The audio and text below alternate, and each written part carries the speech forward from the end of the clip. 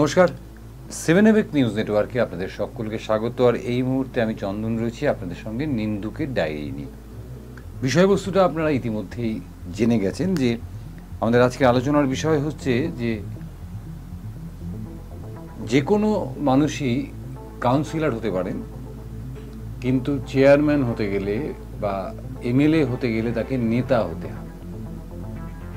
কারণ শেষ যে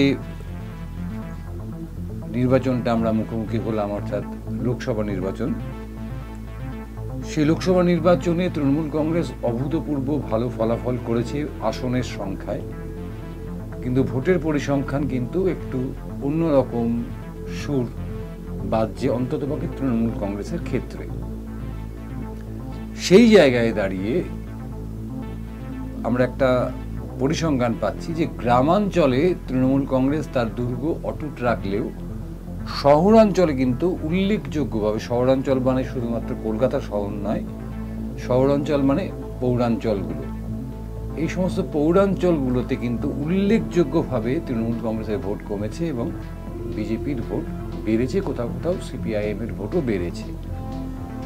অন্যান্য দলগুলো যখন এই পরাজয়ের কারণ খুঁজতে ব্যস্ত, দোষারোপ করতে ব্যস্ত, তখন কিন্তু মমতা ব্যানার্জি গত 24শে জুন প্রথম একটি সভা করেন এই সমস্ত পৌরসভার আধিকারিকদের নিয়ে, পৌরসভার চেয়ারম্যানদের নিয়ে এবং পৌরাঞ্চলের যে সমস্ত বিধায়করা রয়েছেন, অর্থাৎ 7টি বিধানসভা মিলে একটা লোকসভা হয়, অর্থাৎ মোটামুটিভাবে 7টা পৌরসভা মিলেই একটা লোকসভা হয়। এই সমস্ত বিধায়কদের নিয়ে, পৌর প্রধানদের নিয়ে একটি প্রশাসনিক বৈঠক করেন এবং সেখানে তিনি নাম ধরে ধরে ভৎসনা করেন নেতা মন্ত্রীদের এবং পৌরসভাকে। এর একটা কারণ হচ্ছে যে আমরা যদি লোকসভা নির্বাচনের ফলাফল পরিসংখ্যান করি, পরিসংখ্যানটা দেখি, দেখব যে রাজ্যের 121টি পৌরসভার মধ্যে 69টি পৌরসভায় কিন্তু এগিয়ে গেছে ভোটের নিরিখে বিজেপি। আগামী একটা বছর পরে, অর্থাৎ 2025 সালে মমতা ব্যানার্জিকে বিধানসভা নির্বাচনের মুখোমুখি হতে হবে এবং বিধানসভা নির্বাচনের মুখোমুখি হতে হবে গত 15 বছরে তার কাজের হিসেব নিয়ে। এটা লোকসভা নির্বাচন নয়, বিধানসভা নির্বাচন।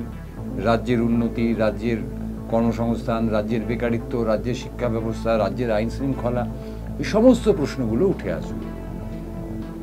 এই যে বিষয়গুলো তার মাথাতে কিন্তু ইতিমধ্যেই খেলতে শুরু করেছে যে এই যে পৌরসভাগুলো, সেই পৌরসভাগুলোর মধ্যে একটা কার্যত মানে যাকে বলে অচলাবস্থা সৃষ্টি হয়েছে। উনি নিজে স্বীকার করেছেন।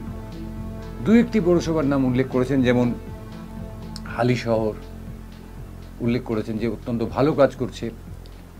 উনি উল্লেখ করেছেন মধ্যমগ্রাম পৌরসভার কথা, খুব ভালো কাজ করছে।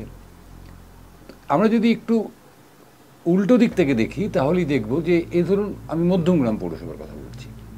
মধ্যমগ্রাম পৌরসভার চেয়ারম্যান হচ্ছেন রথীন ঘোষ, রাজ্যের মন্ত্রী এবং তৃণমূল কংগ্রেসের একজন দক্ষ সংগঠক। তার নেতৃত্ব দেওয়ার ক্ষমতা নিয়ে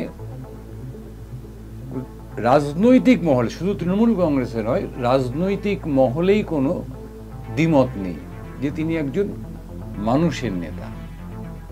তৃণমূল কংগ্রেস করতে পারে, হতে পারে, আপনার পছন্দের নাও হতে পারে, কিন্তু এটা তো প্রমাণিত। হালিশহরও অনেকটা ঠিক তাই। বাকি যে পৌরসভাগুলোর কথা উনি বলছেন এবং কর্পোরেশনের কথাগুলো উনি যেখানে বলছেন, সেখানে আমরা দেখতে পাচ্ছি যে প্রত্যেকটি পৌরসভায় একটা অরাজক পরিস্থিতির সৃষ্টি হয়েছে। আমি খুব দূরে যাচ্ছি না, যেহেতু আমরা আলোচনাটা খুব ছোট জায়গায় রাখবো। আমি যদি কামাহাটি, পানিহাটি, খড়দা এই 3টে পৌরসভা নিয়ে আলোচনা করি, আমরা দেখব বামফ্রন্টের সময়ও কিন্তু এই সংকট এসেছিল এবং একদম শেষ সময়। কীরকম সংকট এসেছিল? ধরুন খড়দা পৌরসভার দীর্ঘদিন পৌরপ্রধান ছিলেন কাজল ভট্টাচার্য। এই কাজল ভট্টাচার্যের নেতৃত্ব দেওয়ার ক্ষমতা নিয়ে কারো কোনো প্রশ্ন ছিল না, প্রশ্নাতীতভাবে তিনি নেতা ছিলেন। এবং খড়দার বিধানসভা নির্বাচনেও কাজল ভট্টাচার্যের যে প্রভাব, সেই প্রভাব দলীয় প্রার্থীকে জয়ী করার পক্ষে সাংঘাতিকভাবে সহযোগিতা করত। কাজল ভট্টাচার্যের পরে চেয়ারম্যান কে হলেন? ব্রজগোপাল সাহা। ধীরে ধীরে কিন্তু পৌরসভার ওপরে সিপিআইএমের নিয়ন্ত্রণ কমতে থাকলো, বামফ্রন্টের নিয়ন্ত্রণ কমতে থাকলো। তারপরে তো 11 সালের পরে ক্ষমতা চলেই গেল। আমরা যদি কামারহাটি পৌরসভাতে আসি, দেখব দীর্ঘদিন গোবিন্দ গাঙ্গুলি সিপিআইএমের তিনি পৌর প্রধানের দায়িত্ব পালন করে এসেছেন এবং তিনি সর্বভারতীয় ক্ষেত্রে পৌর প্রধানদের যে সংগঠন আছে সেই সংগঠনের সম্পাদক ছিলেন। এবং কামারহাটি অঞ্চলে অন্যান্য বহু নেতা যারা জননেতা হিসেবে সিপিআইএমে প্রতিষ্ঠিত, রাধিকা ব্যানার্জির থেকে শুরু করে আরো অনেকে, এমনকি মানস মুখার্জি পর্যন্ত, কিন্তু পৌরসভার ক্ষেত্রে তার যে দখল বা তার যা এটা ছিল আর কি, আমরা যেটাকে বলি যে পৌরসভা পরিচালনা করার ক্ষেত্রে তার যে দক্ষতা, সেটা ছিল প্রশ্নাতীত। তারপরেই গোবিন্দ গাঙ্গুলি অবসর নিলেন এবং তমাল দে সিপিআইএমের পৌরসভার প্রধান হলেন। কিন্তু আমরা দেখলাম যে তমাল দে কিন্তু পৌরসভার ক্ষমতায় এলেন বটে, অর্থাৎ চেয়ারম্যান পোস্টে এলেন বটে, কিন্তু পৌরসভার যে দৈনন্দিন কাজকর্ম, সেই দৈনন্দিন কাজকর্মে কোথাও কোথাও ফাঁক বেরোনো শুরু হল। অর্থাৎ এই যে কর্তৃত্ব, অর্থাৎ নেতৃত্বের জায়গা থেকে কর্তৃত্ব মানে আপনি মানে পেতে পারেন। আপনার নেতৃত্ব দেওয়ার ক্ষমতা থাকলেই আপনি কর্তৃত্ব ফলাতে পারবেন এবং যে নেতা হয় কর্তৃত্ব ফলাতে সেই পারে। আমরা দেখলাম তমালদের মধ্যে কিন্তু সেই গুণটা, যেটা গোবিন্দ গাঙ্গুলির মধ্যে দেখেছিলাম, সেই গুণটা আমরা দেখতে পারলাম না এবং তারপরে তো হেরে গেল। যাই হোক, এবং হেরে গেল না, দখল নিল তৃণমূল কংগ্রেস একটি আসনের, একটি মানে আসনে সিপিআইএম কাউন্সিলরকে দলে টেনে নিয়ে। কিন্তু যদি গোবিন্দ গাঙ্গুলি থাকতেন হয়তো, তাহলে কিন্তু ওই একটি যে কাউন্সিলর তৃণমূল কংগ্রেসে যোগ দিল, যার ফলে বোর্ড হাতছাড়া হয়ে গেল কামারহাটি সিপিআইএমের, সেটা হয়তো হতো না, কারণ কাউন্সিলরদের উপর গোবিন্দ গাঙ্গুলির পৌর প্রধানের এতটাই কন্ট্রোল ছিল। আমি যদি এবার ব্যারাকপুরের দিকে তাকাই, ব্যারাকপুরে সিপিআইএমের এক সময় কাউন্সিলর পৌর প্রধান ছিলেন বিজলী সরকার, যাকে সবাই টাইগার দা বলে চিনতেন। তার সময় ব্যারাকপুরের যে ফ্লোরিশমেন্ট, সুকান্ত সদন থেকে শুরু করে ফ্লাইওভার, সমস্ত কিছু বিজলী সরকার ব্যারাকপুরকে নতুন করে সাজিয়েছিলেন। যদিও ফ্লাইওভার উদ্বোধন অনেক পরে হয়েছে, কিন্তু সামগ্রিক পরিকল্পনা সেখানে কিন্তু তড়িৎ তোপদানের মতন একজন দাপুটে নেতা রয়েছেন সিপিআইএম এর এমপি। তা সত্ত্বেও বিজেপি সরকারের যে বা টাইগারদার যে নেতৃত্ব দেওয়ার ক্ষমতা পৌরসভার ভেতরে দাঁড়িয়ে, সেটা কিন্তু প্রশ্নাতীত ছিল। তৃণমূল কংগ্রেস ক্ষমতায় বা এবার পানিহাটি আমি যদি বলি, পানিহাটিতে যদি খুব সাম্প্রতিক, বেশি দূরে না গিয়ে সাম্প্রতিক সিপিআইএম এর আমলের কথা বলি, মনোরঞ্জন সরকারের নেতৃত্ব দেওয়ার ক্ষমতা নিয়ে কোনো প্রশ্নই উঠতে পারে না। কার্যত তিনি জননেতা ছিলেন। তার যে ওয়ার্ড, তিনি যে ওয়ার্ড থেকে নির্বাচিত হতেন, আজ পর্যন্ত সেই ওয়ার্ডে সিপিআইএমকে কেউ পরাস্ত করতে পারেনি। সুতরাং এটাই প্রমাণ করে যে তার কর্তৃত্ব কতটা ছিল, যে নিজের ওয়ার্ড তার মৃত্যুর পর এত বছর কেটে গেছে, কিন্তু সেইখানে কিন্তু আজ পর্যন্ত সিপিএমকে কেউ হারাতে পারে না। এবং তিনি যে তার নেতৃত্ব দেওয়ার ক্ষমতা, সেই নেতৃত্ব দেওয়ার ক্ষমতায় পৌরপ্রধান হয়ে পৌরসভার অভ্যন্তরে তার কর্তৃত্বকে সুপ্রতিষ্ঠিত করেছিলেন অনেক তাবর নেতা থাকা সত্ত্বেও। তারপরে চারণ চক্রবর্তী আসলেন। চারণ চক্রবর্তীও একেবারে ল্যাজে গোবরে করে দেওয়ার মতন পৌরপ্রধান ছিলেন না।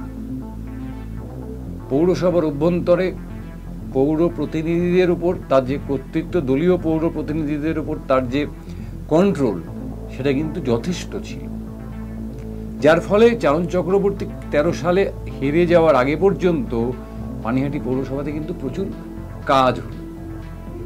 আমরা দ্বিতীয় আমাদের যে ডাম্পিং গ্রাউন্ড, সেটার একটা পরিকল্পনা দেখলাম, আমরা জল প্রকল্পের একটা পরিকল্পনা দেখলাম, আমরা উসমপুর খেলার মাঠে স্টেডিয়াম হওয়ার একটা পরিকল্পনা দেখলাম। যদিও এগুলো সবকটাই পরবর্তীতে আর এগোয়নি কাজ, কিন্তু পরিকল্পনা তৈরি হয়েছিল চারণ চক্রবর্তীর আমলে। অর্থাৎ চারণ চক্রবর্তীও কিন্তু একটা কর্তৃত্ব বহাল রাখতে পেরেছিলেন তার দলীয় কাউন্সিলরদের ওপরে। সিপিএমের আমলে আরেকটা জিনিস ছিল যে সিপিএম কিছু পোষ্য রাখত, বিরোধী।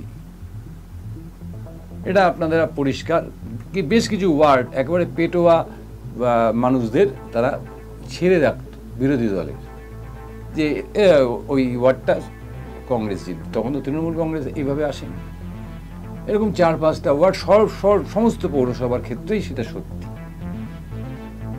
এইবার যারা সিপিএম এর আনুগত্যে, সিপিএম এর মানে দাক্ষিণ্যে, যারা সিপিএম এর সময় থেকে কাউন্সিলর বিভিন্ন পৌরসভায় আছেন, তারা যদি সিনিয়রিটির ভিত্তিতে আজকের সময় দাঁড়িয়ে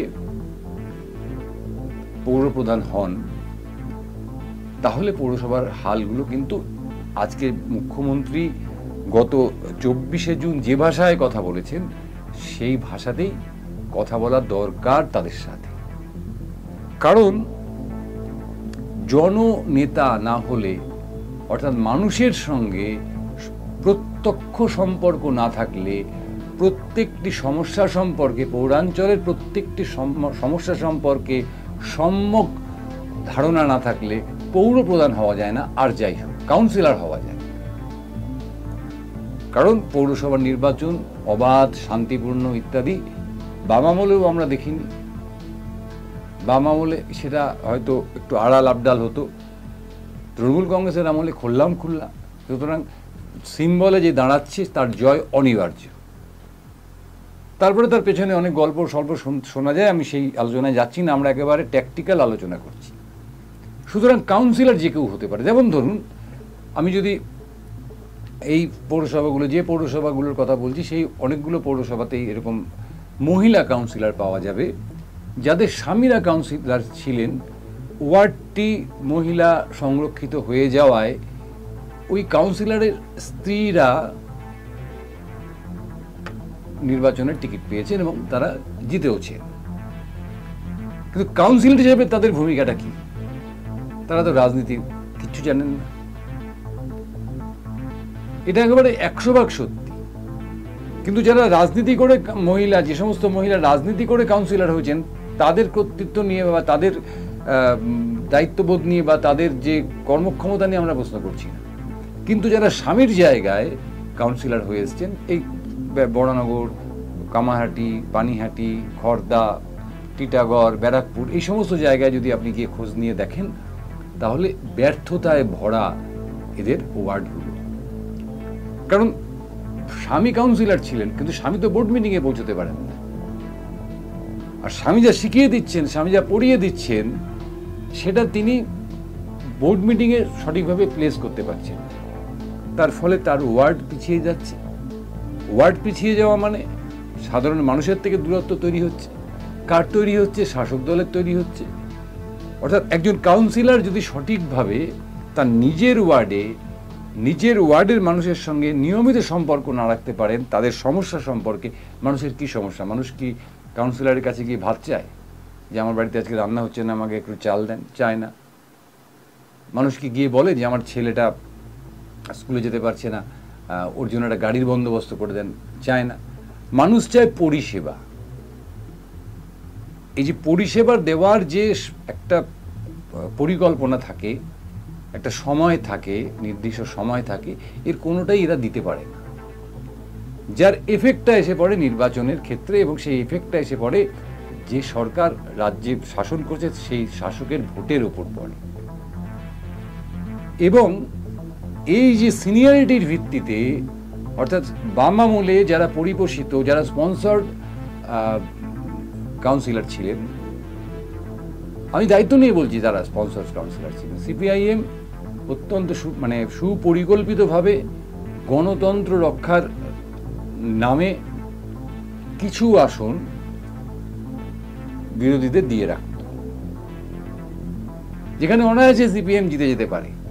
কিন্তু না, ওখানে থাক, এক ভদ্র সভ্য, কথা শুনে, হ্যাঁ, মানে বোর্ড মিটিংয়ে ঝামেলা করে না, এই ধরনের কাউন্সিলর তারা রেখে দিত বিরোধীদের। এবার সেই সিনিয়রিটির ভিত্তিতে, অর্থাৎ 2013 সালে তৃণমূল কংগ্রেস 11 সালে যেতে 2013 সালে প্রথম নির্বাচন হয়।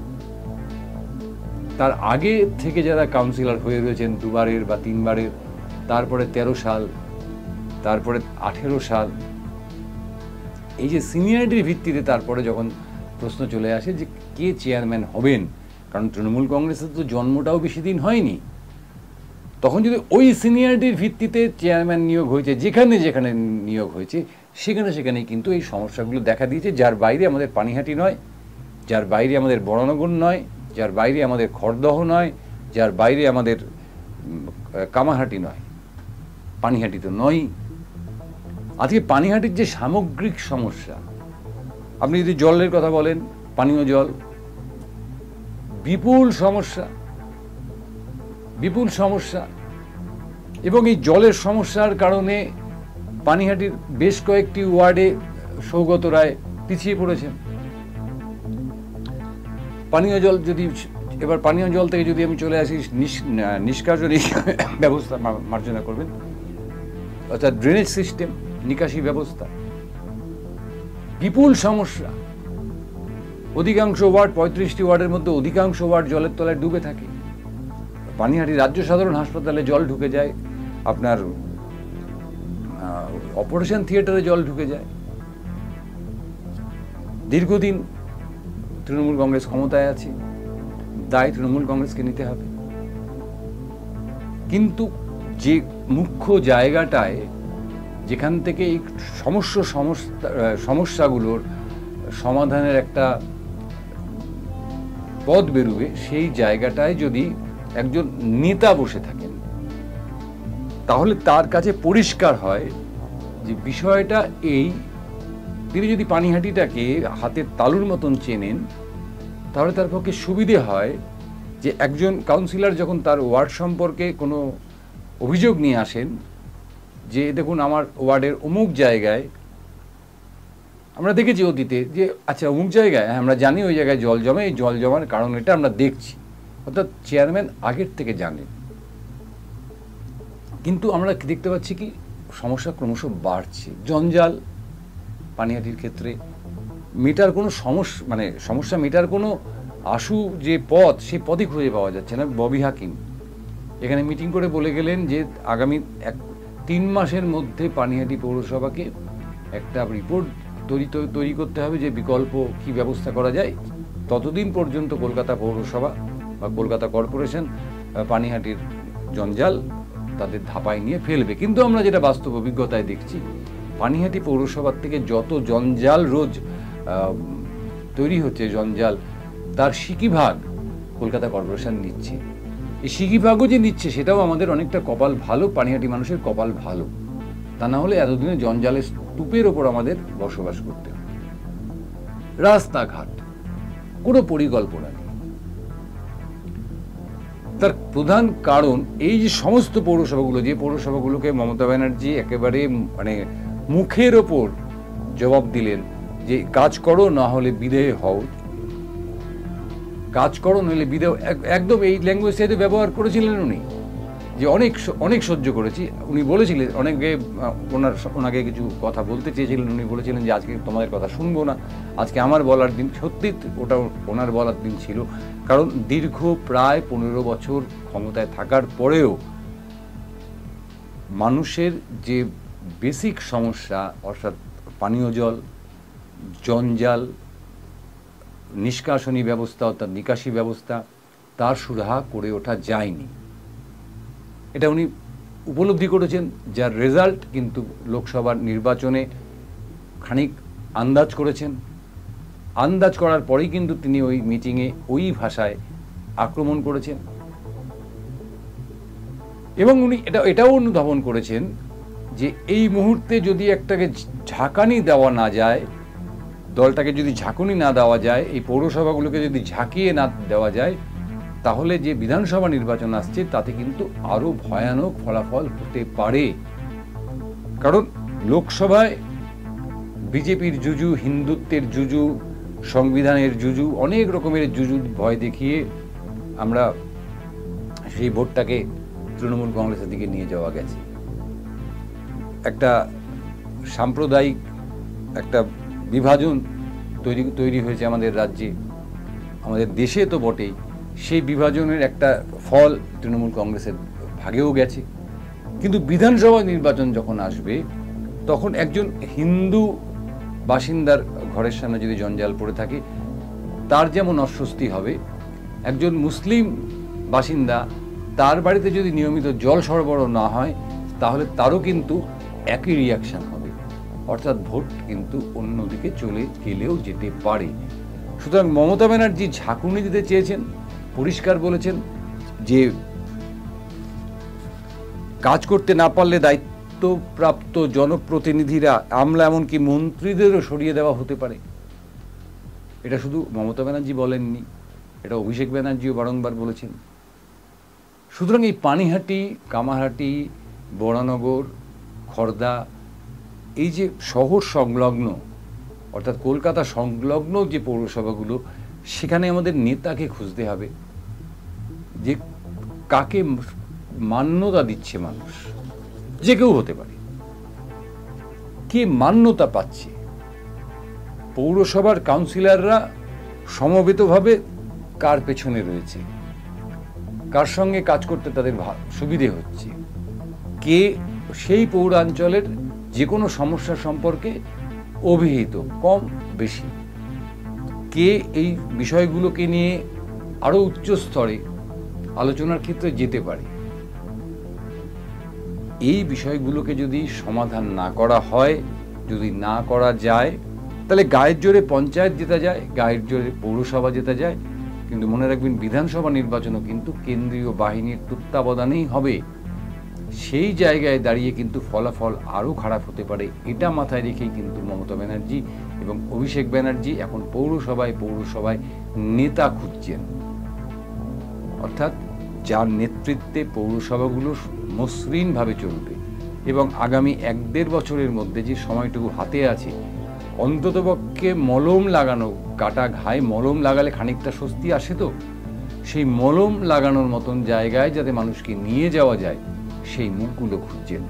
অর্থাৎ সিপিএমের বদান্যতায় ভোটে জিতে দীর্ঘ একটা অভিজ্ঞতার ঝুলি মানে কাঁধে নিয়ে আমি পৌরপ্রধান হলাম, অথচ আমার সেই অভিজ্ঞতা নেই বা সেই যোগ্যতা নেই নেতা হওয়ার। তাহলে পদ থেকে সরে যেতেই মমতা ব্যানার্জি বলছেন যে নতুন কেউ আসুক। এখন আমাদের তো এটা বিষয় নয়, এটা রাজনৈতিক বিষয়, এটা তৃণমূলের আভ্যন্তরীণ বিষয়। তৃণমূল তাদের নেতা খুঁজে নিক, তৃণমূল এই সমস্যার থেকে বেরিয়ে আসুক। কারণ তৃণমূল কংগ্রেস যদি নেতা খুঁজে পায়, তৃণমূল কংগ্রেস যদি তাদের নেতৃত্ব বদল করে মানুষকে সুরাহা দিতে পারে, আলটিমেটলি আমাদের সুরাহা হবে। আমার বাড়ির সামনের থেকে জঞ্জাল সরবে, আমার বাড়ির কলের যে জল, সেই জলটা রোজ নিয়মিতভাবে আসবে, আমার বাড়ির যে আবর্জনা, সেই আবর্জনাটা নিয়মিত সরানো হবে, আমার পাড়ার যে রাস্তার লাইট সেটা রোজ জ্বলবে, আমার পাড়ার ভাঙা রাস্তা মেরামত হবে। অর্থাৎ সামগ্রিকভাবে মানুষের কল্যাণ হবে। আর যদি তা না হয়, তাহলে পরে আমরা যে অন্ধকারে আছি সেই অন্ধকারে তো থাকবো আমরা, মানে সাধারণ মানুষ, এবং তৃণমূল কংগ্রেসের যে ভবিষ্যৎ সেটাও কিন্তু অন্ধকারের দিকে যেতে পারে। সুতরাং আসু, কর্তব্য আমাদের যেমন যে পৌরসভাকে সহযোগিতা করা, যত তত ময়লা না ফেলে সহযোগিতা করা, জল অপচয় না করে সহযোগিতা করা, পাশাপাশি শাসক দল হিসেবে তৃণমূলের আমাদের প্রতি দায়িত্ব থেকে যায়, নাগরিকদের প্রতি দায়িত্ব থেকে যায় যে অযোগ্য ব্যক্তিদের কাছ থেকে, অযোগ্য ব্যক্তিদের হাত থেকে ক্ষমতা সরিয়ে যোগ্য ব্যক্তিদের হাতে ক্ষমতাটা তুলে দেওয়া।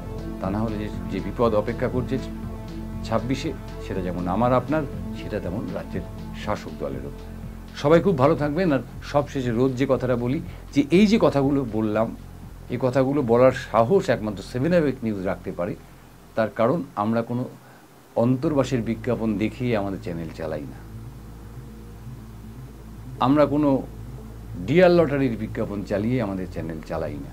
আমাদের চ্যানেল চলে শুধুমাত্র আমাদের দর্শকদের আশীর্বাদ এবং ভালোবাসা। আশীর্বাদটা কি? সাবস্ক্রিপশন। আপনারা যদি আমাদের চ্যানেলটিকে সাবস্ক্রাইব করেন, আমরা আরও এগিয়ে যেতে সাহস পাবো। এবং যদি কমেন্ট বক্সে আমাদের যে কোনো অনুষ্ঠান নিয়ে, যে কোনো খবর নিয়ে আপনাদের মতামত জানান, তাহলে আমরা ভবিষ্যতে আরও ভালো কাজ করতে পারবো এবং ভুলগুলোকে শুধরে নিতে পারবো। সঙ্গে থাকবেন, চ্যানেলটিকে সাবস্ক্রাইব করবেন এবং অবশ্যই বেল আইকনটি টিপতে কিন্তু ভুলবেন না। জয় হিন্দ।